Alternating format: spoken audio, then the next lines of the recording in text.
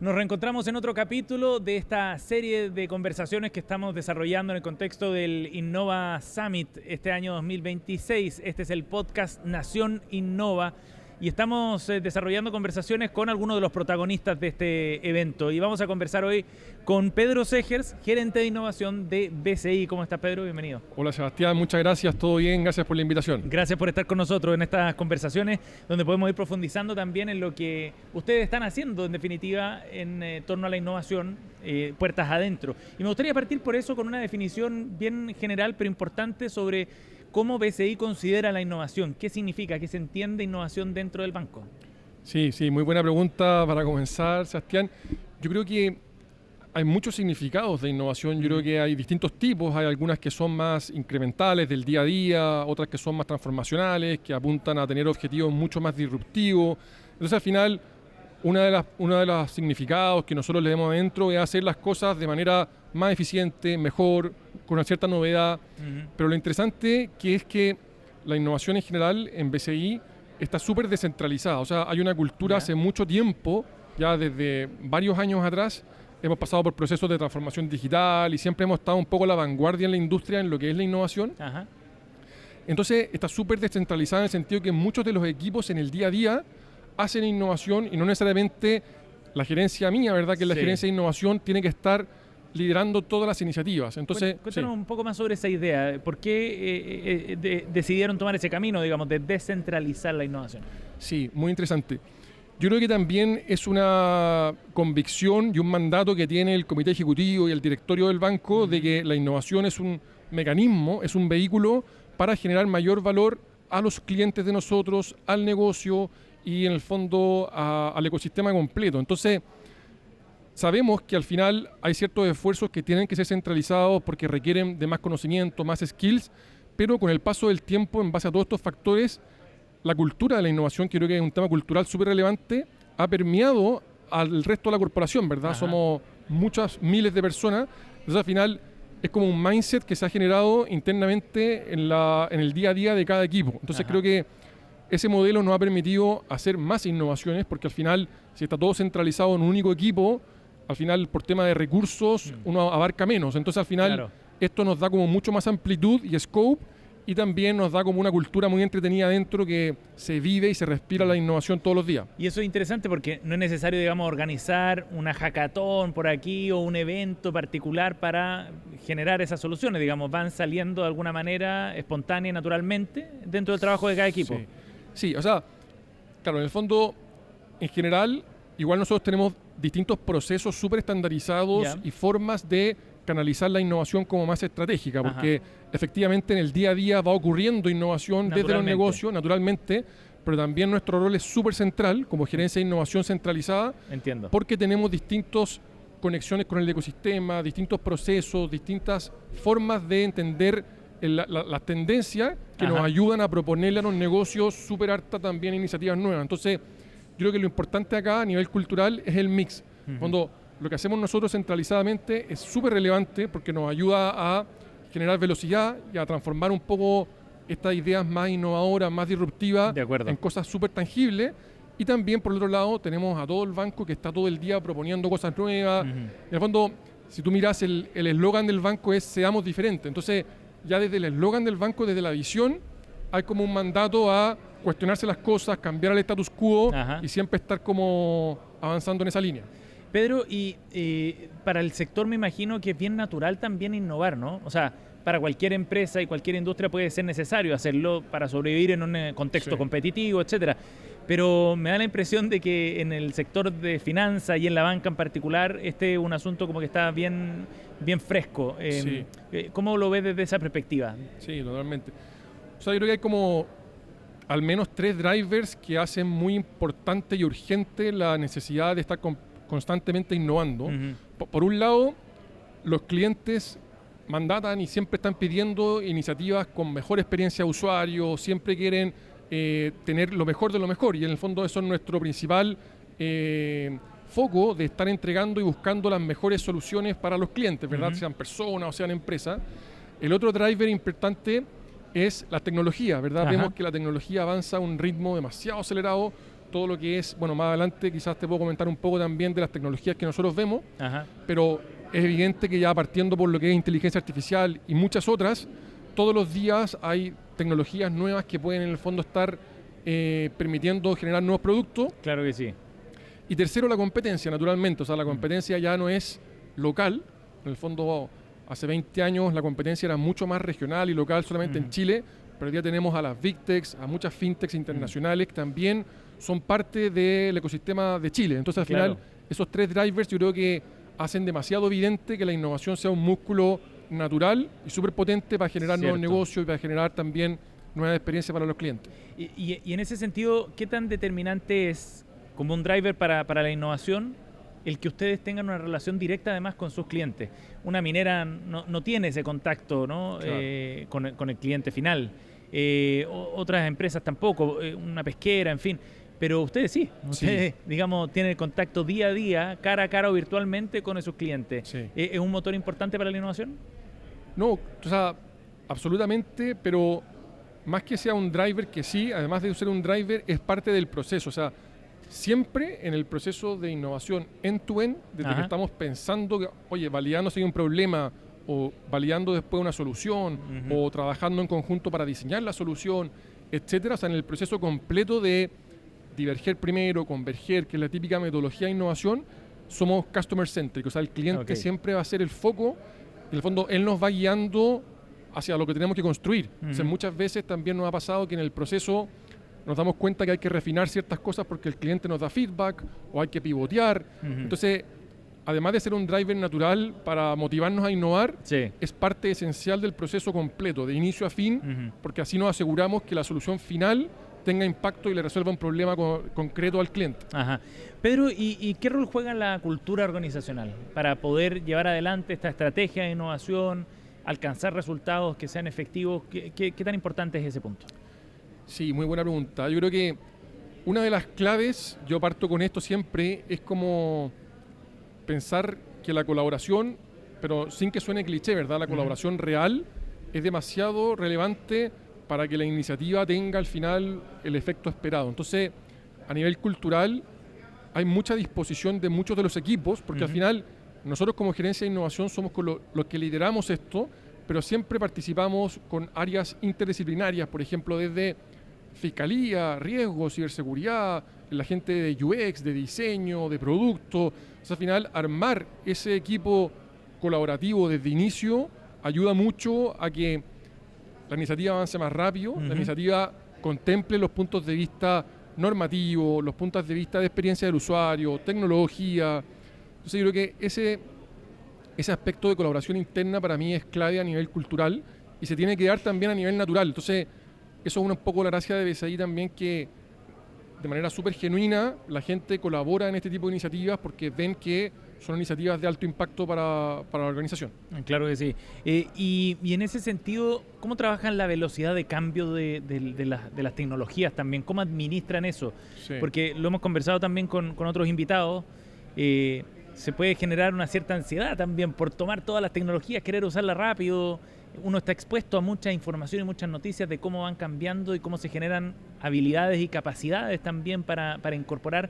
¿Cómo administran ese tema internamente? Sí, súper interesante. Bueno, es un desafío, yo creo que súper transversal. O sea, la tecnología está avanzando a un ritmo muy acelerado a nivel global, a nivel de toda la industria, y claro, la banca no es la excepción. Entonces, nosotros hemos estandarizado un proceso, que es un programa de tendencias que le llamamos, que tiene un funnel, en el fondo, donde vamos viendo, haciendo como un descreme, una especie de embudo de, primero mapeamos todas las tendencias en generales, ¿verdad?, que puedan haber a nivel regional, global, y después vamos viendo cuáles son las que están más cercanas a nuestra realidad, ¿verdad?, donde vemos que puede haber más valor para nuestros clientes, y en base a ese vamos desarrollando un poco las que vemos más cercanas. Entonces, a modo de ejemplo, tenemos ya un plan y una estrategia súper clara en base a lo que son los activos digitales y la tokenización, ya que es una tecnología que está súper en boga en Estados Unidos y en Europa. Y el año pasado fuimos el primer banco en emitir un bono 100% digital junto con el DCB. Entonces, eso es un ejemplo de una iniciativa súper puntual que nace a propósito de, bueno, esta tendencia ya está mucho más madura para nuestra realidad que, por ejemplo, agentes de inteligencia artificial Claro. que funcionan autónomamente contra otros agentes, que es algo que lo estamos viendo, pero lo vemos un poco más lejano. Entonces, Ajá. ponemos más capacity en lo que sabemos que hoy día puede generar más valor. Otro ejemplo es la computación cuántica, ¿verdad? Sí. Que sabemos que también es una tendencia súper disruptiva, que uno lee muchos papers afuera, pero nosotros ya hemos encontrado valor en 2 o 3 iniciativas y estamos ya instalando esa capacidad internamente. Entonces son 2 ejemplos de cómo este funnel, que te comentaba al comienzo, nos permite pasar de muchas tendencias que las entendemos o las miramos a 2 o 3 que las estamos activando y las estamos probando con pilotos específicos. Entonces Ajá. creo que ese es como un mix Sí. ha sido relevante. Esta pregunta está vinculada a lo que estabas contando, Pedro, pero ¿cómo van diseñando ustedes el camino de esas ideas y cómo las van llevando a algo escalable? ¿Cómo hacen ese camino desde el pilotaje hasta que se transforma en un producto que se integra a los procesos propios del banco? Sí, esto es fundamental dentro de una organización, ¿verdad? Que creo que es como... Porque al final, hacer un piloto, ejecutar un piloto, es relativamente simple. No fácil, pero simple. O sea, uno puede armar y orquestar y trabajar internamente para que quede, en el fondo, probarlo 3 meses o 6 meses por un tiempo acotado. El desafío grande es que si eso funciona, que muchas veces nos ha pasado, ¿verdad? Con casos tanto de hiperpersonalización, casos de pagos, distintos casos que no ha funcionado ciertos pilotos que hemos tenido que escalar, también de APIs y de Open Banking. Nos pasa que después en el escalamiento hay un desafío súper grande de movilizar a todas las áreas involucradas, generar los procesos automáticos, capacitar internamente para que todos entiendan la nueva solución. Hay una serie de desafíos. Entonces yo creo que como primer concepto te diría que el piloto en sí tiene que demostrar valor inicial, no tiene que demostrar tracción gigantesca en un comienzo, pero tiene que cumplir con 3 características, que nosotros siempre somos como bien ácidos en esas características, sea de cualquier sea la naturaleza. Lo primero, tiene que tener deseabilidad, ¿verdad? Demostrada. En el fondo que los usuarios que usen esa solución, ese piloto, estén en el fondo entusiasmados o les guste la solución que le estamos, o la prueben, la usen, ¿ya? Lo segundo, tiene que haber una factibilidad técnica y normativa de que lo que se está haciendo sea escalable y se pueda ejecutar. La industria financiera es una industria súper normada y regulada y está bien. Claro. O sea, al final ese segundo aspecto es súper importante. Y lo tercero es la viabilidad financiera, ¿cierto? Que lo que se está desarrollando tenga sentido también para el banco, además de para el usuario. Cuando se cumplen esas 3 características del piloto, nosotros ya decimos, bueno, pasamos a la siguiente etapa, que es el escalamiento. Y ahí viene todo lo que te comentaba previamente de llevar una solución, no sé, pues, por ejemplo, con 10.000 usuarios a llevarla a 500.000. Entonces, es como 50 por a nivel de dificultad y a nivel de proceso. Claro. Pero creo que en estos últimos años hemos tenido hartos casos de éxito y en el fondo, siempre cuando los pilotos son exitosos, el primer sponsor, el primer interesado en que eso escale, además de nosotros como gerencia de innovación, es la misma unidad de negocio, ¿verdad? Para la cual estamos trabajando internamente, que dice, bueno, esto me sirve mucho para escalar mi negocio, para darle un mejor servicio a mis clientes, y ahí funciona que se alinean en el fondo internamente y empieza el proceso de escalamiento. Oye, Pedro, y en este proceso, ¿cómo se relacionan ustedes con el ecosistema? Cuando hay muchos actores, además, en un ecosistema que va madurando, que va generando su propia dinámica, hay startups, hay academia, hay investigación. ¿Cómo se vinculan ustedes con ellos? Sí, súper. O sea, yo creo que de ya varios años atrás hemos tenido una decisión súper consciente como banco de colaborar con el ecosistema, a través de distintas verticales, programas, porque vemos que muchas capacidades también están afuera y hay que aprovechar todo eso a nivel de flexibilidad, de rapidez y sinergia, porque esto al final es win-win. Entonces, en particular, por ejemplo, con el ecosistema fintech tenemos una relación súper profunda, incluso mucho más allá de Chile, O sea, el ecosistema chileno es muy grande, pero también hemos visto afuera, en Estados Unidos, en Europa y en LATAM, que hay ciertas startups y ciertas fintech y ciertas compañías con las cuales estamos trabajando actualmente y que también nos dan ciertos servicios que hoy día quizás en Chile el ecosistema no tiene tan desarrollado, porque Europa y Estados Unidos van quizás 3 años adelantados a la realidad más local. Entonces esa búsqueda global del ecosistema creo que ha sido muy interesante.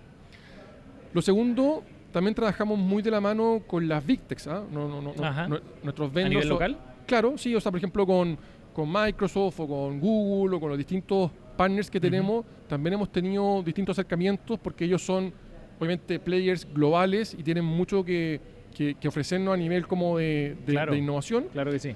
Y una tercera fuente te diría que es, claro, la academia. Estamos conectados también con algunos desafíos, con algunas universidades, tanto para lo que es armar un músculo más de I+D, como también para hacer ciertas investigaciones, ciertos trabajos, y también como ecosistema de universitarios, gente que está motivada también con conocer más de la banca, de la industria.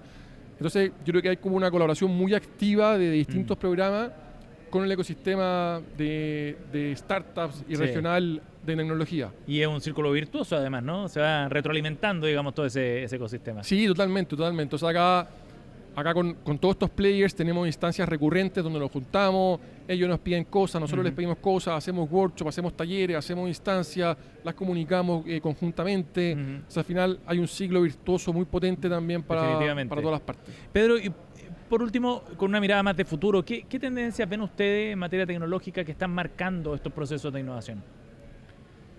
Mira, muy interesante porque en el fondo yo creo que no hay una respuesta tan certera. O sea, está tan rápido la curva de tecnologías nuevas y la curva de aceleración de inteligencia artificial y que es muy difícil saber con certeza qué va a pasar en 3 años más. Ahora, nosotros estamos con este programa de tendencias que te comentaba, estamos trabajando en 3 cosas que creemos que son sí o sí caminos importantes que van a madurar y van a traccionar. Lo primero es todo lo que es inteligencia artificial. Es natural, es obvio. Tenemos todo un COE trabajando, un centro de especialización, ¿verdad?, de excelencia, trabajando en muchas iniciativas para hacer agentes propios, para entregar mejores experiencias, para aumentar productividad. O sea, al final, todo lo que es inteligencia artificial sabemos que ya hoy día está generando un valor gigantesco y está siendo cada vez más exponencial, entonces creemos que es un gran motor para los siguientes 3 y 5 años. Lo segundo que vemos que es muy relevante es todo lo que es tokenización de activos, ¿verdad? Sabemos que, y un poco mirando lo que pasa afuera, que a veces también en Estados Unidos y en Europa uno mira lo que están haciendo los otros bancos y son buenas señales para nosotros también meterle mucho más fichas a eso. Es algo que nos va a permitir generar, por ejemplo, pagos más rápidos, generar instancias de nuevos productos, nuevos modelos de negocio, generar nuevas experiencias para los clientes. O sea, todo eso que era blockchain, que hace 10 años probablemente se veía desapalancado como una tecnología menos madura, hoy día ha evolucionado mucho en la banca y hay mucha adopción institucional también. En Estados Unidos también se aprobó esta Genius Act, que es lo que regula el uso de los stablecoins. Entonces, creo que está agarrando mucho vuelo y nosotros tenemos harta iniciativa en esa línea. Y lo tercero que es muy interesante, que algo esboceante, es esto de computación cuántica, ¿verdad? Creemos que es una tecnología súper disruptiva, cambia mucho los paradigmas tradicionales de la computación clásica y vemos que hay valor súper tangible que ya hemos demostrado. Ahí hay algunas sorpresas que vamos a comunicar próximamente, pero hay valor, por ejemplo, en tener mejores mecanismos de detección de fraude, que es algo súper relevante, en tener como modelos de machine learning cuántico súper novedosos que nos ayudan a mejorar los modelos, a hacer nuevas estimaciones, y todo eso se traduce al final en mejores experiencias para nuestros clientes que en el día a día quizás no se dan cuenta de esta tecnología, pero detrás lo que hay es mejores servicios, más rápido, con mayores oportunidades para ellos. Así que al menos esas 3 vemos como súper relevantes para lo que viene. Es un futuro además apasionante, ¿no? El que aparece por delante, marcado por esos cambios que son muy rápidos, como comentábamos al comienzo. Pedro, muchísimas gracias por habernos acompañado en esta conversación súper interesante, conocer la experiencia de BCI. Muchas gracias, Sebastián, por la invitación. Y gracias a ustedes también por escucharnos. Quédense con nosotros en el próximo capítulo. Seguimos con más conversaciones desde el Innova Summit.